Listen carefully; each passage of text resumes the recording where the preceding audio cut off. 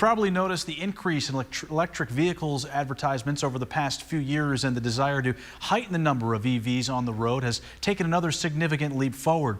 Tyler Dupnick is with us, and you have more on this development and how it affects us here in Texas. Tyler. That's right, Alex. The Lone Star State is one of the final 17 states to have its plan approved for President Biden's $1.5 billion electric vehicle infrastructure funding plan. Now, the goal is to have 500,000 charging stations across America, and it's a 5-year window that will provide over $4 billion to construction projects. As for Texas, this is how the funding breaks down. Texas will receive just over $60 million in fiscal year 2022. The state will then be funded an estimated amount of nearly $87 million each fiscal year from 2023 through 2026. Overall, the state is estimated to be granted north of $400 million over the next 5 fiscal years, which is more than any other state. Now let's take a look at what the plan is during the next half decade. According to the Texas Electric Vehicle Infrastructure Plan, in year 1, the plan is to add 55 EV charging stations and electric alternative fuel corridors to meet the 50-mile spacing required by federal highway guidance. And this image shows the addition of several along Interstate 20 and here in West Texas.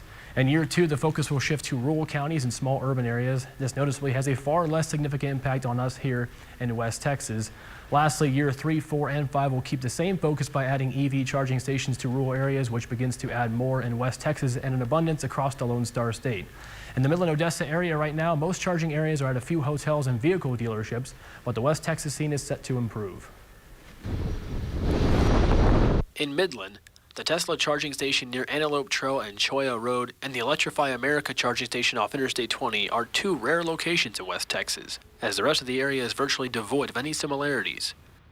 John Gibson has owned his Tesla since 2018, and he is excited about the next half decade. Oh, it's great. We need more charging stations. Lots of times I drive all over Texas. Lots of times I'm driving home and charge gets kind of low and I get kind of worried, and so the ability to have more charging stations is a plus. The lack of charging stations is something that causes many people to hesitate when it comes to buying electric vehicles, Gibson included. Well, not with Tesla, because Tesla already has a pretty good charging network, but it certainly keeps me from looking at other cars.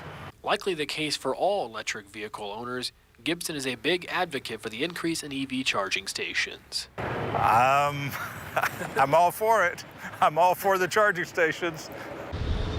Electric vehicles currently make up less than 1% of registered vehicles in Texas as well as in the United States, but since 2020 they've almost tripled here in Texas. With this infrastructure plan set to take place, one can expect that to continue with charging. Alex?